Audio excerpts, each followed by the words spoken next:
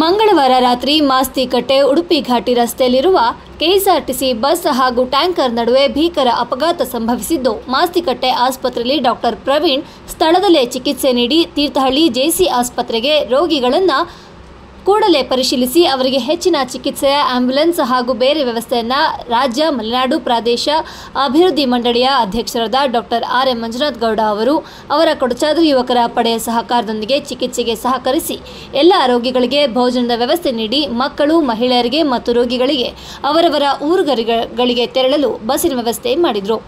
ಮಧ್ಯರಾತ್ರಿಯಲ್ಲಿ ಸರ್ಕಾರಿ ಆಸ್ಪತ್ರೆಗೆ ಬಗ್ಗೆ ಮತ್ತು ಡಾಕ್ಟರ್ ಚಿಕಿತ್ಸೆ ಬಗ್ಗೆ ಡಾಕ್ಟರ್ ಆರ್.ಎಂ. ಮಂಜುನಾಥ್ ಗೌಡ ಅವರ ಸಹಕಾರದ ಬಗ್ಗೆ ರೋಗಿಗಳು ಹಾಗೂ ಸಂಬಂಧಿಕರು ಧನ್ಯವಾದ ತಿಳಿಸಿದರು.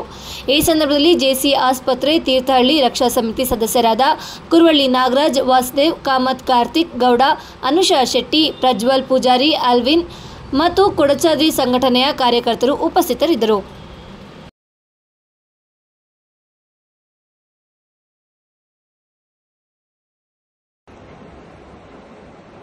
ಏನು ಇವತ್ತಿನ ದಿನ ಮಾಸ್ತಿಕಟ್ಟೆ ಹತ್ರ ಆಕ್ಸಿಡೆಂಟ್ ಆಗಿತ್ತಲ್ಲ, ಕೂಡ್ಲಿಗೆ ಇದು ಹೊಸಪೇಟೆ ಗಾಡಿ ಆಕ್ಸಿಡೆಂಟ್ ಆಗಿತ್ತು.